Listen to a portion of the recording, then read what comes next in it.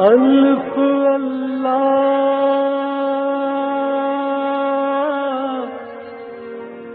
چمبے دی بوٹی میرے من وچ مرشد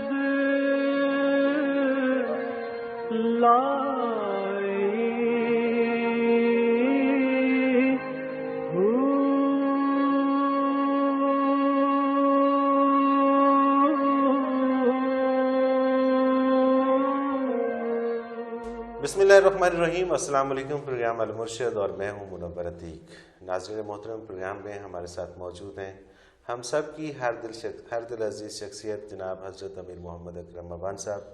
آپ سلسلہ نقشبندیہ اویسیہ کے شیخ ہیں، مترجم قرآن ہیں، مفکر قرآن ہیں، 20 سے زائد کتب کے خالق ہیں، اور ہماری خوش قسمتی ہے کہ ہمارے سوالات کے حوالے سے ہماری رہنمائی کے لیے ہمارے ساتھ موجود ہوتے ہیں۔ بہت شکریہ حضرت صاحب، آپ نے وقت دیا۔ حضرت صاحب، لوگ اب تھوڑا سا روحانیت کی طرف آ رہے ہیں اور جنرل کوسچن بھی آتے ہیں جو روزمرہ کی ضروریات کے حوالے سے ہوتے ہیں، لیکن موسٹلی ہمیں جو اب سوالات آتے ہیں وہ تصوف کے حوالے سے زیادہ آتے ہیں، اور مجھے ان سوالات کو دیکھ کے یہ لگتا ہے کہ لوگوں میں ایک تبدیلی، یا تو پہلے ہمیں پتہ نہیں تھا کہ لوگ اس حوالے سے انٹرسٹ رکھتے ہیں، لیکن اب ان کے سوالات دیکھ کے یہ اندازہ ہوتا ہے کہ بہت زیادہ تعداد میں لوگ جو ہیں وہ تصوف کی طرف یا تو پہلے سے تھے یا پھر اب آنا شروع ہو گئے اس پروگرام کے توسط سے۔ حضرت صاحب، پروگرام کا سلسلہ ایک سوال سے شروع کرتے ہیں۔ عمران عثمانی ہے کراچی سے، بڑا خوبصورت سوال ہے ان کا کہ روح کا تعلق عالم امر سے ہے، لیکن ہمیں نہیں پتا کہ عالم امر کیا ہے۔ آپ وضاحت فرمائیے گا کہ عالم امر کیا ہے۔ الحمدللہ بکفا وسلام علی عبادہ الذین اصطفیٰ۔ اعوذ باللہ من الشیطان الرجیم، بسم اللہ الرحمن الرحیم۔ پہلی تو یہ بات میں عرض کر دوں کہ آپ نے جو فرمایا کہ لوگوں میں تصوف کا ذوق پیدا ہو رہا ہے، تو یہ ایک بہت اچھی اور مثبت تبدیلی ہے الحمدللہ۔ اس کی وجہ یہ ہے کہ حقیقی مدار جو دائمی زندگی کا ہے وہ روح کی صحت پر ہے۔ کسی کا بدن، اب دیکھیں شہید کا بدن کٹ پھٹ جاتا ہے، لاش کے ٹکڑے ہو جاتے ہیں، لیکن شہادت سے اس کی روح اتنی توانا ہو جاتی ہے اور آخرت کی زندگی اس کی بہترین ہوگی۔ بے شک۔ تو ہماری بدقسمتی یہ ہے کہ ہم ساری زندگی جسم کو پالتے بچاتے رہتے ہیں، روح کے زخموں کا خیال ہی نہیں کرتے، حالانکہ اس کا خیال بدن سے زیادہ کرنا چاہیے۔ تو اگر لوگوں کی اس طرف توجہ ہو رہی ہے تو الحمدللہ یہ بہت اچھا شگون ہے۔ اب رہی آپ کی بات کہ عالم امر کیا ہے، عالم قرآن کی نظر میں دو ہے۔ قرآن کریم میں آتا ہے وَلَهُ الْخَلْقُ وَالْأَمْرُ، عالم خلق اور عالم امر دونوں اسی کے ہیں۔ عالم امر کی حیت کیا ہے، اس کے امور کیسے انجام پاتے ہیں، روح اس سے کیسے اللہ نے بنائی، کس طرح بھیجی، اس کے بارے قرآن کریم نے جواب دیا ہے کہ قُلِ الرُّوحُ مِنْ أَمْرِ رَبِّي وَمَا أُوتِيتُم مِّنَ الْعِلْمِ إِلَّا قَلِيلًا، کہ روح عالم امر سے ہے۔ عالم امر کیا ہے اور کس طرح سے یہ فرمایا انسان کو اتنا علم نہیں دیا گیا کہ وہ ان باتوں کو اپنے شعور سے سمجھ سکے، یہ تمہارے شعور سے بالاتر بات ہے۔ لہذا عالم امر کو ڈیفائن کرنا، وہاں کی چیزوں کو اس طرح ڈیفائن کرنا کہ یہ اس طرح بنی، اس طرح بنی، یہ ممکن نہیں ہے۔ اس پر صرف ایمان ہی لایا جا سکتا ہے، اور یہ ہے کہ وہاں خلق کا گزر نہیں، وہاں خلق کا گزر نہیں ہے، مخلوق کی حد جہاں ختم ہو جاتی ہے وہاں سے عالم امر شروع ہوتا ہے، اور عالم امر کیسا ہے یہ کوئی نہیں جانتا، یہ بھید کسی کو نہیں، یہ انسانی ادراک سے بالاتر بات ہے۔ صحیح۔ حضرت صاحب، ایک اور سوال ہے، کمل رحمان ہے کراچی سے، یہ لکھتی ہیں کہ روح اور قلب میں کیا فرق ہے؟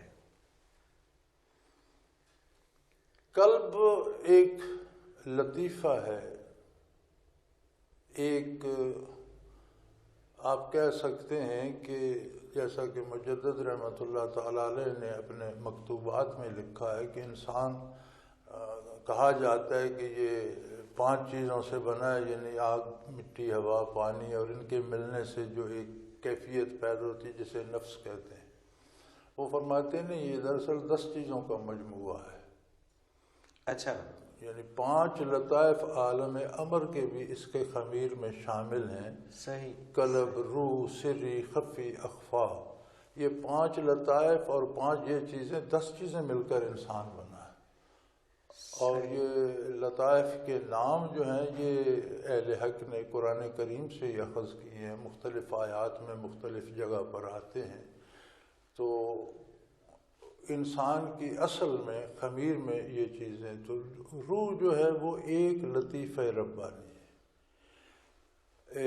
قلب جو ہے، ٹھیک ہے، جو پمپنگ مشین ہے، یہ تو ہارٹ ہے، اس کے اندر ایک لطیفہ ربانی ہے جسے انگریزی میں بھی سیٹل ہارٹ کہتے ہیں، اسے لطیفہ قلب یا قرآن جسے فواد کہتا ہے۔ صحیح۔ تو یہ تو ایک لطیفہ ہے جو قلب میں ہے، لیکن روح ایک اللہ کی ایسی مخلوق ہے جو اوورال ان سب چیزوں کی جامع ہے، اور جو انسانی زندگی کی حیات کا اصل سبب ہے۔ تو اب تو آپ کی سائنس بھی اس کو مانتی ہے کہ روح ایک الگ چیز ہے۔ جیسے آپ اب تو عام ہے نا کہ آپ کوئی عمدہ آنکھ ڈونیٹ کرتا ہے، جی ہاں، وہ مر جاتا ہے تو آنکھ کچھ نہیں دیکھتی، لیکن کسی زندے میں لگاتے ہیں تو وہ دیکھنے لگ جاتی ہے۔ تو سائنٹسٹ کہتے ہیں کہ کوئی چیز ایسی زندے میں ہے جو مردے میں نہیں تھی۔ بالکل صحیح بات، بالکل صحیح بات، بالکل ٹھیک۔ کہ اس نے پھر کام کچھ شروع طاقت کر ہے کہ اس نے پھر کام وہ شروع جو کر دیا۔ چیز ہے وہ روحی ہے شاید، یعنی سائنس بھی اس نتیجے پہ اور یہ بڑی اچھی بات ہے، اور سمجھنے کے لیے بڑا آسان سا نسخہ ہے کہ وہ وہاں پہ بھی دیکھ سکتی تھی، دیکھ سکتی، لیکن کیونکہ وہ تو ٹھیک ہے، وہ آنکھ تو ٹھیک ہے، وہ تو دیکھنے قابل ہے، مگر اس کے پیچھے وہ طاقت بدن میں کوئی ایسی چیز تھی جس سے وہ ایکٹیویٹ ہوتی تھی، وہ نہیں رہی۔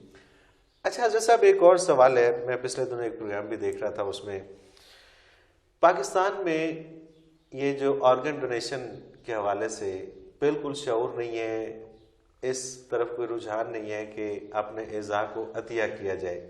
ایک انسان اگر دنیا سے جا رہے اور اس کے اعضاء کے عطیہ سے اگر کچھ لوگوں کی زندگی بچ جاتی ہے تو اس میں لوگ طرح طرح کی باتیں کرتے ہیں، کچھ کہتے ہیں کہ جی اسلام میں ممنوع ہے، کچھ کہتے ہیں، جبکہ عرب ممالک کے اندر بھی یہ چل رہا ہے، سعودیہ میں بھی یہ چل رہا ہے، وہاں پر بھی ڈونیشن ہو رہی ہے، وہاں پر بھی لوگ آتے ہیں اور اپنی مرضی سے وہ عطیہ کرتے ہیں کہ جی ہماری ڈیتھ کے بعد آپ یہ چیزیں۔ کیا سمجھتے ہیں کہ یہ اسلام نے کوئی پابندی لگا رکھی ہے کہ عطیہ نہیں کرنا لیکن چاہیے؟ اسلام ایک ایسا مذہب ہے کہ حضور نبی کریم بعثت سے لے کر قیامت تک کے لیے نبی ہے۔ اسلام اللہ کا آخری اور مکمل دین ہے، اور یہ قیامت تک کے لیے ہے۔ متقدمین علماء میں یہ تصور ہی اس وقت سائنس کے پاس نہیں تھا کہ اعضاء کی پیوند کاری کی جائے، اور اگر تھا بھی تو بالکل نہ ہونے کے درجے میں، ایک تصور کے درجے میں ہو سکتا ہے، اس کی جو ہے اس پر عمل نہیں ہوتا تھا، اور تقریباً قدیم تمام فقہا نے اسے ممنوع لکھا ہے۔ ٹھیک ہے، لیکن چیزیں جو بدلتی ہیں، صاف ہوتی ہیں، سامنے آتی ہیں، تو اہل علم اور مجتہد حضرات جو اس درجے پہ فائز ہیں ان کی ریسرچ کرتے ہیں، تحقیق کر کے ان کے احکام اخذ کرتے ہیں۔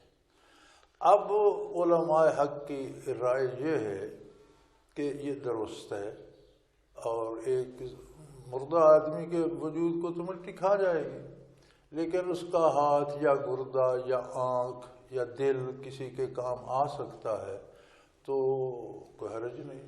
یہ جو جائز ہے موجودہ علماء کا فتویٰ یہ ہے۔ یہ بہت سی چیزیں بدلتی رہتی ہیں۔ ٹھیک ہے، مثلا مجھے یاد ہے کہ پرانے علماء سارے ہوائی جہاز میں نماز ادا نہیں کیا کرتے تھے، صحیح، اس لیے کہ وہ کہتے تھے اس کا زمین سے رابطہ نہیں ہے، بیت اللہ زمین پر ہے تو یہ ہوا میں ہے، اس میں نماز نہیں ہوگی، وہ نمازیں قضا کیا کرتے تھے۔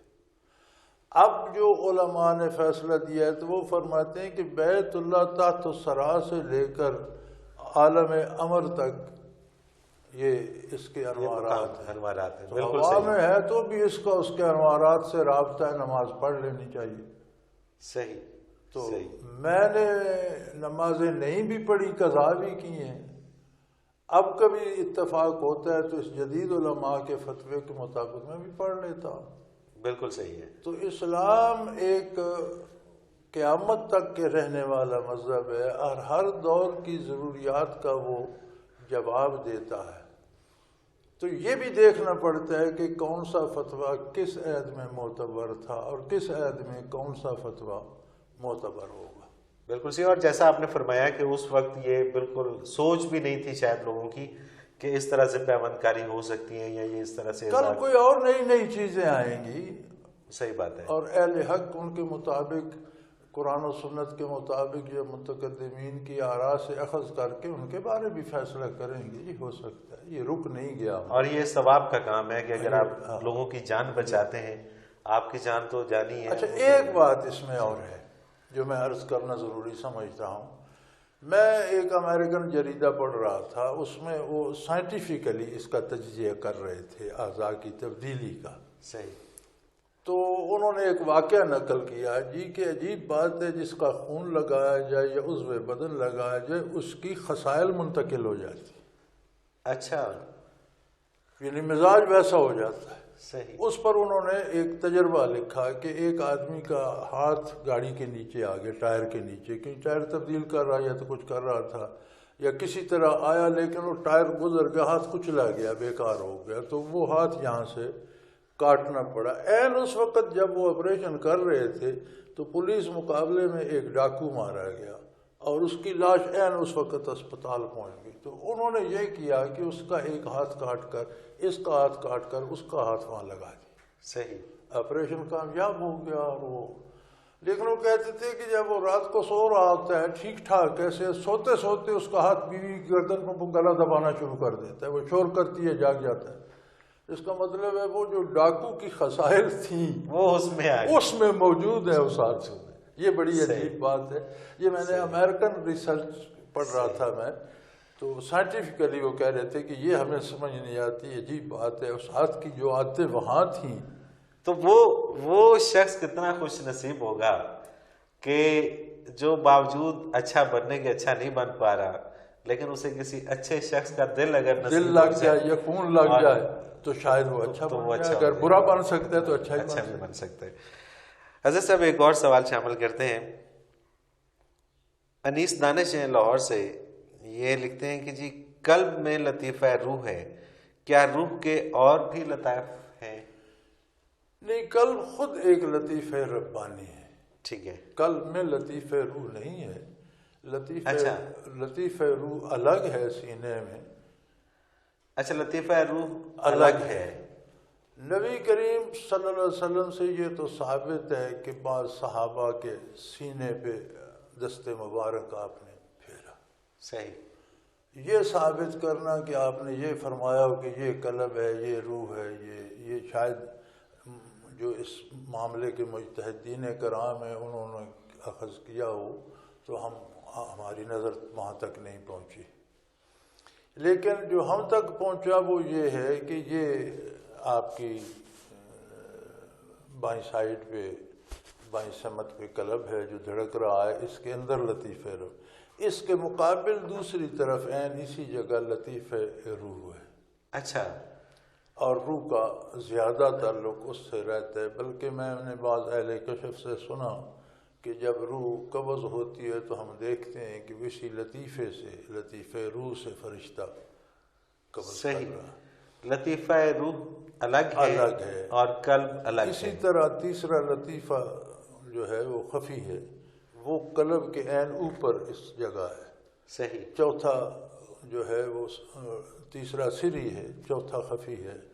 قلب، روح، سری، خفی، یہ روح کے اوپر ہے اور درمیان میں اخفا ہے. یہ پانچ لطائف سینے میں ہیں. سینے میں یہی مجدد رحمۃ اللہ تعالی علیہ نے لکھا ہے کہ 5 یہ لطائف 4 مادی اجزاء اور 5واں جو نفس ان سے پیدا ہوتا ہے، ان 10 چیزوں کا مجموعہ ہے انسان. صحیح صحیح.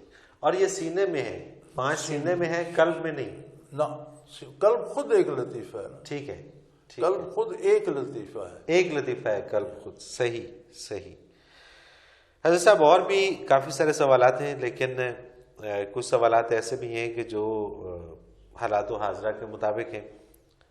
شامل کرتے ہیں ناظرین ایک مختصر سا کمرشل بریک، اس کے بعد حاضر ہوتے ہیں. ہمارے ساتھ رہیے.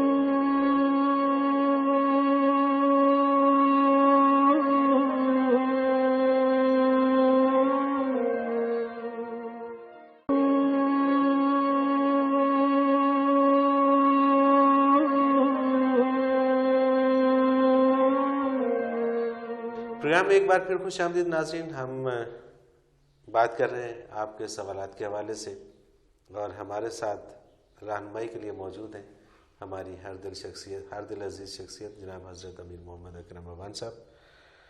حضرت جی ایک سوال ہے، توقیر سرور ہیں لاہور سے. یہ کہتے ہیں کہ یہ عموماً یہ کہا جاتا ہے کہ جب کوئی خاتون فوت ہو جاتی ہے تو اس کا جنازہ رات کو یا شام ڈھلے اٹھایا جائے، دن کی روشنی میں نہ اٹھایا جائے. کچھ لوگ کہتے ہیں نہیں اٹھا لینا چاہیے. آپ ذرا وضاحت فرمائیے گا. نہیں، ایسی کوئی پابندی نہیں ہے. اصل یہ اخذ کرتے ہیں سیدنا فاطمہ رضی اللہ تعالی عنہا جو صاحبزادی تھیں حضور اکرم صلی اللہ علیہ وسلم کی، تو ان کا وصال ہی بعد از مغرب ہوا تھا. صحیح. اور انہوں نے فرمایا کہ مجھے رات میں ہی دفن کر دیا جائے. تو ان کا جنازہ رات میں پڑھا گیا، رات میں دفن کیا گیا. تو بعض لوگوں نے یہ سمجھا کہ خواتین کا جنازہ، اب یہ ضروری نہیں کہ خاتون صبح فوت ہو جائے تو رات تک کا انتظار کیا جائے، بلکہ ایک عام قانون ہے خواتین کے لیے بھی مردوں کے لیے بھی کہ جیسے کوئی فوت ہوتا ہے تو جتنی جلدی ممکن ہو اسے دفن کر دیا جائے. بلکہ حضور اکرم صلی اللہ علیہ وسلم کی ایک خادمہ تھی، مسجد نبوی میں خدمت کرتی تھی، وہ فوت ہو گئی. تو اب مجھے صحیح یاد نہیں کہ حضور وہاں تشریف نہیں رکھتے تھے یا حضور حجرہ مبارک کے اندر تشریف لے گئے تھے، تو کوئی آواز نہیں دیا کرتا تھا. لیکن اسے پھر آپ کے انتظار میں رکھا نہیں گیا، رات میں دفن کر دیا گیا جنازہ پڑھا کر. اور صبح حضور کو جب اطلاع دی گئی تو حضور نے پھر اس کی قبر پر جا کر دعا فرمائی، یعنی جنازہ پڑھا اپنی طرف سے، لیکن انتظار میں رکھا نہیں گیا. صحیح. چونکہ قانون یہ ہے کہ جب مسلمان فوت ہو جاتا ہے تو جتنی جلدی ممکن ہو اسے دفن کر دیا جائے، مرد ہو یا عورت ہو. اچھا، بسا اوقات ایسا ہوتا ہے کہ کسی کے عزیز ملک میں نہیں ہوتے، ملک سے باہر ہوتے ہیں، یا خونی رشتہ دار ملک سے باہر ہوتے ہیں اور اس کی ڈیتھ ہو جاتی ہے، پھر ان کا انتظار کیا جاتا ہے، اور اس انتظار میں دیکھیں جب نبی صلی اللہ علیہ وسلم کا انتظار نہیں کیا گیا، آپ کے حکم پر عمل کیا گیا. صحیح. پھر اور کون ہے جس کا انتظار کیا جائے؟ بالکل صحیح. مطلب جتنا جلدی ہو سکے وہ باہر سے آ جائے گا تو کیا کرے گا؟ صحیح. ظاہر ہے وہ واپس تو نہیں لا سکتا، وہ تو کل نفس ذائقۃ الموت. حضرت صاحب ایک اور سوال ہے، فرید احمد ہے منڈی بہاؤالدین سے. یہ کہتے ہیں جی اسلامک رنگ ٹونز جس میں آیات بھی ہوتی ہیں، نعتیں بھی ہوتی ہیں، یہ موبائل کے اندر عموماً جب ہم کال کرتے ہیں تو اس میں رنگ ٹونز لگائی ہوتی ہیں انہوں نے، سامنے والے جس کو ہم کال کر رہے ہوتے ہیں. جو ہے نا اسلامی رنگ ٹون لگانا، آیات لگی ہوتی ہیں اس میں، اور وہ آیات بھی ہوں، یہ درست مناسب نہیں ہے. مناسب نہیں ہے. کیونکہ آپ جب فون اٹھاتے ہیں تو پھر آپ آیت کے ختم ہونے کا انتظار نہیں کرتے. جہاں وہ ہوتی ہے آپ تو گھنٹی بٹن دبا دیتے ہیں. اور ظاہر ہے دوسری طرف تو یہ پتہ بھی نہیں چل رہا ہوتا کہ سننے والے کو کوئی آیات سنائی دے رہی ہے یا نہیں دے رہی. اچھا، اس میں کچھ ٹونز خود بخود بھی لگ جاتی ہیں، مطلب بندے کی خود بخود نہیں لگتی، یہ کمپنیوں والے لگاتے ہیں. وہی مطلب کمپنی والے لگا دیتے ہیں، لیکن لگا دیتے ہیں اور پھر اس کے پیسے بھی لیتے ہیں. اچھا. ہاں، ان کو بیچتے ہیں. صحیح. اور پھر آپ انہیں رنگ کریں گے یہ ہٹا دو تو ہٹانے کے بھی پیسے لیتے ہیں. اچھا، دونوں ہاتھوں سے کماتے ہو. یہ ایک بزنس بنا ہوا ہے. ویسے یہ مناسب نہیں ہے میرے خیال میں. تو نعت بھی مناسب نہیں ہے کہ آپ اسے سنتے تو نہیں، پھر آپ جہاں اٹھاتے ہیں تو وہاں کاٹ دیتے ہیں، تو یہ تو کیا بات ہوئی. صحیح. اچھا حضرت صاحب ایک اور سوال ہے، یہ بشرا ہے کراچی سے. یہ لکھتی ہیں جی حضرت جی، یہ فرما دیجیے گا کہ گانے کی طرز پر نعتیں پڑھنا یا گانے کی ریہرسل کر کے، پہلے گانے کی ریہرسل کی جاتی ہے اور اس میں ساری لے سمجھی جاتی ہے اور اس لے کے بعد پھر نعت اسی طرز کے اوپر پڑھی جاتی ہے، کیا یہ جائز ہے؟ یہ درست نہیں ہے۔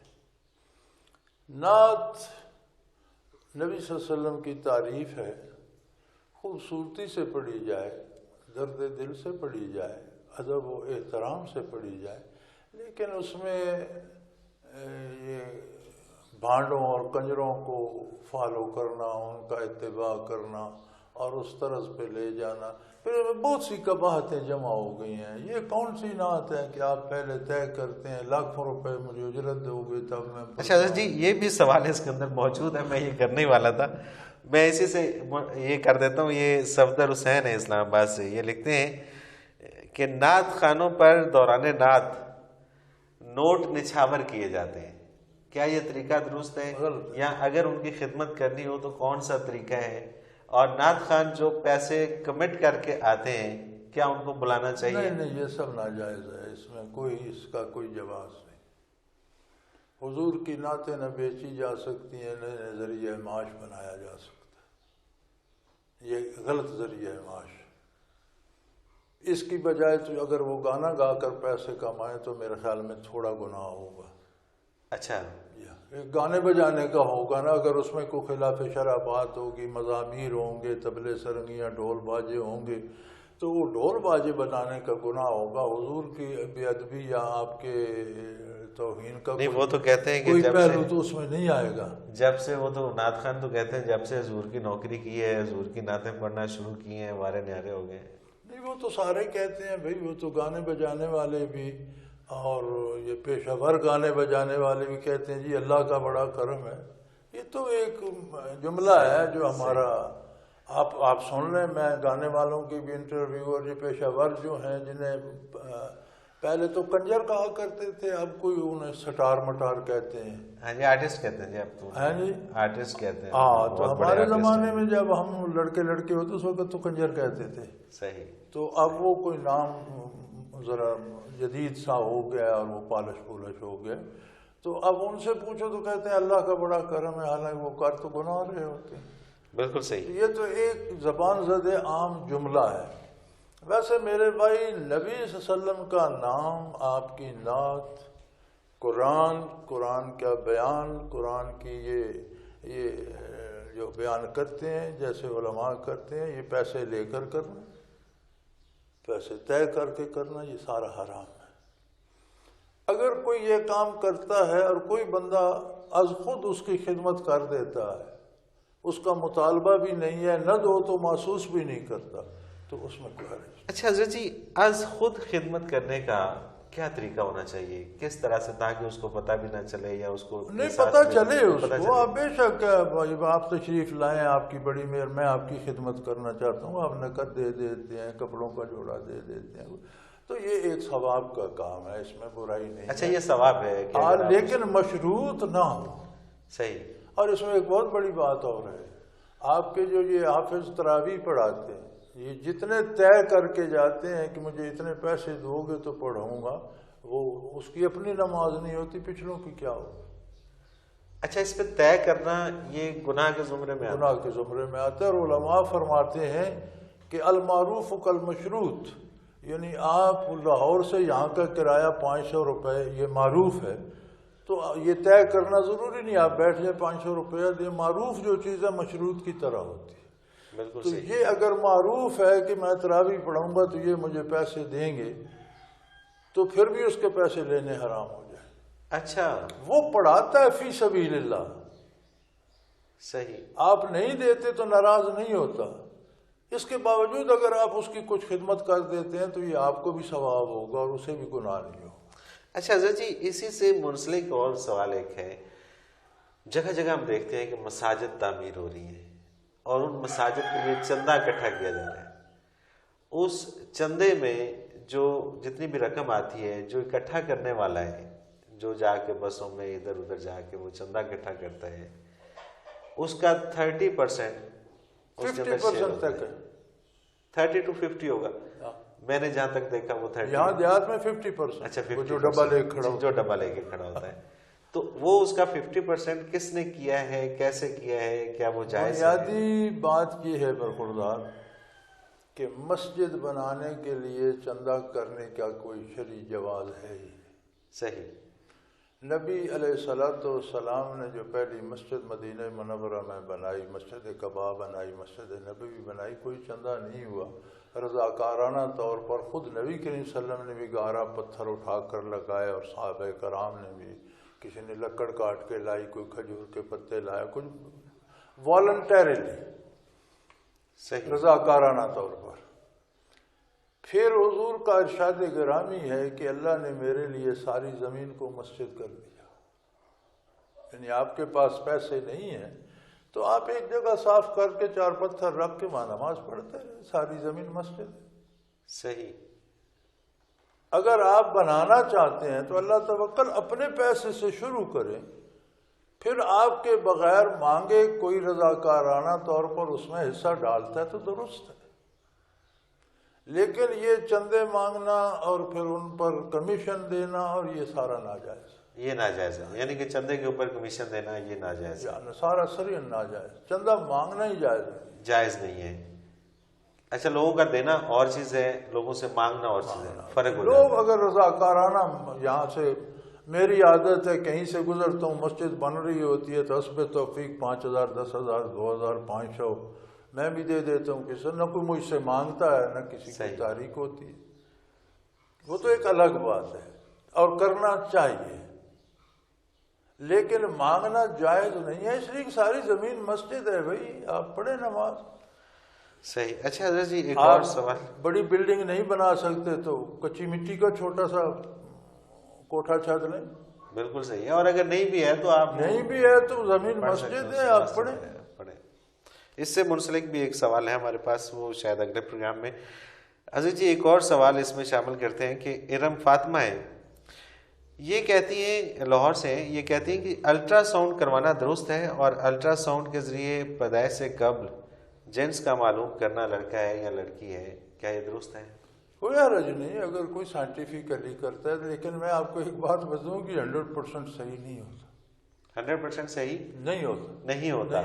صحیح. یہاں ہمارے ایک ڈاکٹر صاحب ہیں کراچی سے آتے ہیں میرے پاس, ان کی 3 بچیاں تھیں, پھر یہاں تشریف لائے تو کہنے لگے جی پھر وہ کرایا الٹرا ساؤنڈ اور پھر بیٹی ہے اس دفعہ. تو مجھے اندازہ ہوا, میں نے کہا ڈاکٹر صاحب اس دفعہ تو میرا خیال ہے اللہ آپ کو بیٹا دے گا. کہنے لگے جی الٹرا ساؤنڈ میں صاف آ گیا. اچھا, وہ اللہ کی شان, اس کا بیٹا. سبحان اللہ سبحان اللہ. تو میرا ایک ویسے اندازہ تھا, قدرتی میرے دل میں من جانب اللہ بات آ گئی, وہ صحیح تھی, الٹرا ساؤنڈ غلط تھا. صحیح صحیح.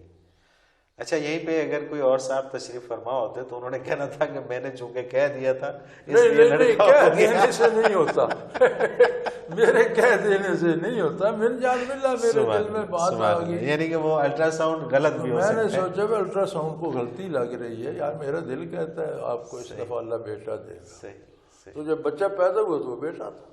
وہ میرے کہنے سے نہیں تھا, وہ تھا بیٹا تو اللہ نے میرے. الٹرا ساؤنڈ غلط تھا, الٹرا ساؤنڈ غلط تھا, اور یہ جائز ہے, مطلب اس میں کوئی حرج نہیں ہے اگر یہ کروا لیا. لیکن میڈیکلی, اچھا میڈیکلی الٹرا ساؤنڈ کرانا بچے کی صحت کے لیے مضر ہے, نقصان دہ ہے, کیونکہ وہ ریزز ہوتی ہیں اور وہ ریزز سے شاید. لہٰذا اگر کرانا بھی ہو تو کم سے کم کرایا جائے.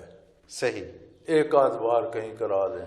اچھا حضرت جی ایک سوال میں اس پروگرام میں شامل کرنا چاہوں گا اور لازمی شامل کرنا چاہوں گا, یہ عثمان غنی ہے ناروال سے. یہ بڑا ایک عجیب سا سوال ہے. یہ کہتے ہیں جی کہ ہمارے یہاں ایک صاحب ہیں جنہوں نے اپنے گھر میں مسجد, مندر, گردوارہ, کلیسا یعنی کہ تمام مذاہب کی عبادات گاہیں بنا رکھی ہیں, اور وہ اپنے آپ کو پیر کہتے ہیں, اور لوگ ان کے پاس دھڑا دھڑ جاتے ہیں اور ہر مذہب کے لوگ جاتے ہیں, اور کوئی کلیسا میں بیٹھا ہوتا ہے, کوئی مندر میں بیٹھا ہوتا ہے, کوئی مسجد میں بیٹھا ہوتا ہے, اور وہ سب کے پیر ہیں. تو ایسے شخص کے بارے میں آپ کیا فرمائیں؟ اس کا کوئی عقیدہ بھی نہیں, اس شخص کا کوئی عقیدہ نہیں. دیکھیں گزارش یہ ہے کہ اسلام نے قبولیت سے پہلے انکار کو فضیلت دی ہے. صحیح. یعنی آپ اللہ کو واحد ماننے سے پہلے کسی کے الہ ہونے کا انکار کر دیں. لا الہ، کوئی الہ نہیں.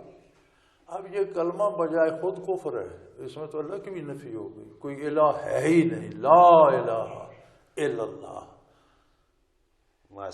یعنی جو نفی ہے باطل کی، اقرار حق کا اقرار کرنے سے پہلے باطل کی نفی لازم.